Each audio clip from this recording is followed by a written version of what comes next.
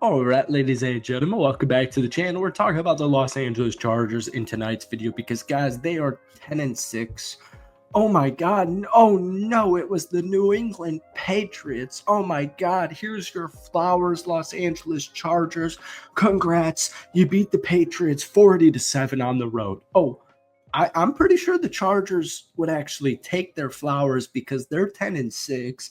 And even though the regular season is not over for a couple of more days, the Chargers booked their ticket to the NFL playoffs. So Harbaugh, brand new head coach heading into this season, has doubled the win total with one game left and has this Los Angeles Chargers team in the top 10 in the NFL in point differential at plus 87. Oh no, I don't care. Justin Herbert sucks. There's no run game. Their number one ranked scoring defense is all hoopla. I don't know if that's a word, but it's all hoopla. It's bull jive. It's some BS. Oh no, cry me a river. I think it's really funny whenever I sit behind the microphone here and talk about the Los Angeles Chargers.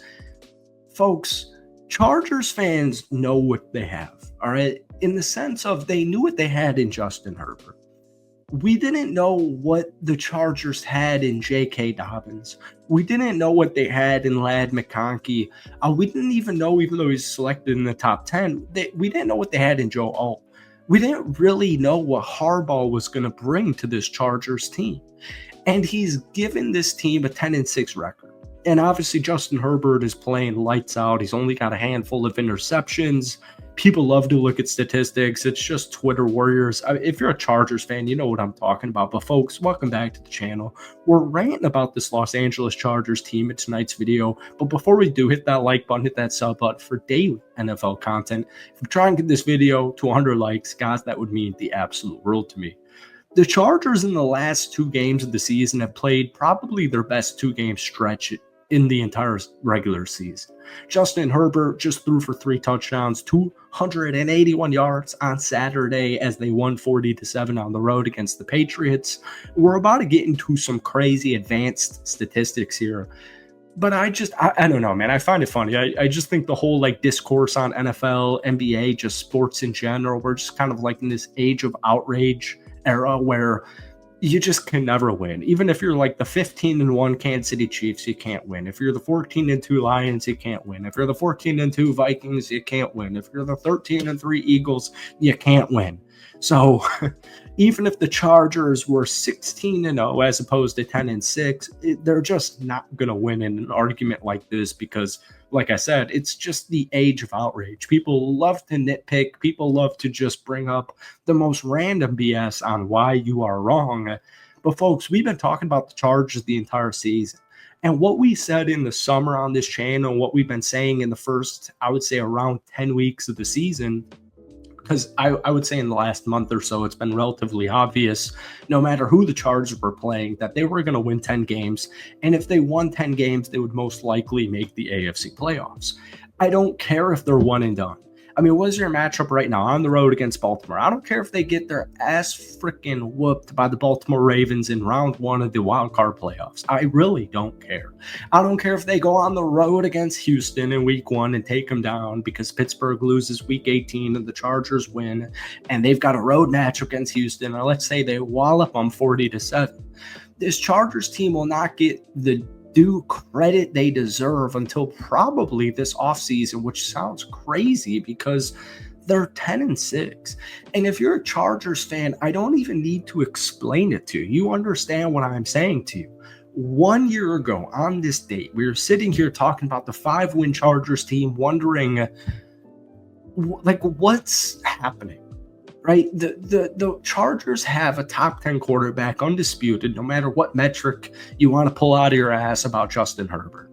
We know they have talent on defense. You got Bosa, you got Mack. You had a nice draft pick in Ladd McConkey and Joe Alt. People would not believe if I had told you at the start of this, if I told you 1 year ago at this current point in time, Chargers sitting here with 5 wins. Hey, next year you're going to sign Harbaugh.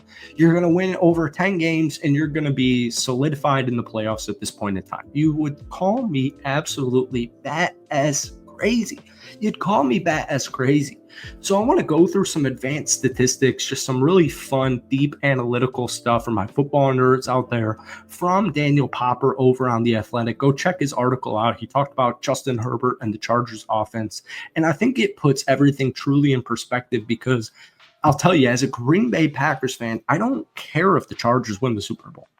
Like, it would be really cool because the Kansas City Chiefs wouldn't, but I don't have any, what's that word, like stick in the game. That's not it, but it's around that kind of same thing, chalk in the game. You probably know what I'm saying. I don't have any skin in the game. There we go. Bada bing, bada bang. I don't have any skin in the game with the AFC. Yeah, I have some personal biases, but not really. Kansas City Chiefs might win it all. They might not. I don't really care. The Chargers could take down Kansas City in the division round of the playoffs. I don't know.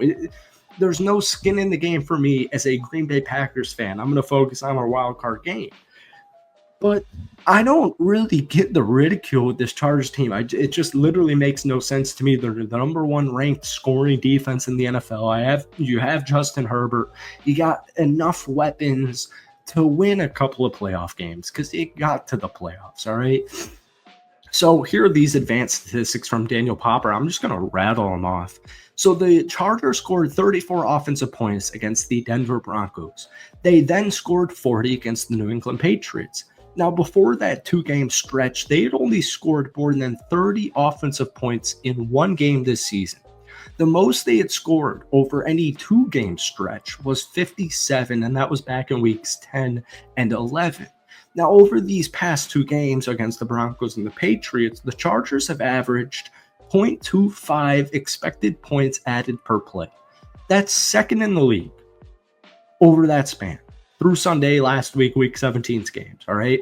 They have been successful on more than half of their offensive plays in the past two games. Through week 15, the Chargers had not posted a success rate over 50% in any game in their entire NFL season. Now, Justin Herbert in these past two games has been an absolute beast. Honestly, this whole season, he's been a beast. He's got 21 touchdowns, 3 picks, and over 3,500 passing yards. But he's played really good over these past two games. By EPA per dropback over the past 2 weeks, his 0.45. I'm not like a huge, crazy advanced statistics guy, but these do make sense. His 0.45 EPA per dropback led the league by a huge margin through Sunday's football games, all right? Justin Herbert, whether your eyes tell you or not, and which, by the way, against Denver, 284 yards, 2 touchdowns, a pick. Against the Patriots, 3 touchdowns, no interceptions, 281 passing yards. When you watch Justin Herbert play, it's clear as day. Right? It's just clear as day. I don't need to explain to anybody. But J.K. Dobbins is back. Ladd McConkey's breaking out. I mean, this Chargers team, I wouldn't want to play him in the playoffs, even though the opposing team's going to be at home. I don't want to play the Chargers. Sky's the limit, and it's year one. That's what's scary, all right? Thank you for watching. Hit that like button. Hit that sub button for daily NFL content. We'll see ya in a couple of days, but that's it for me. Peace.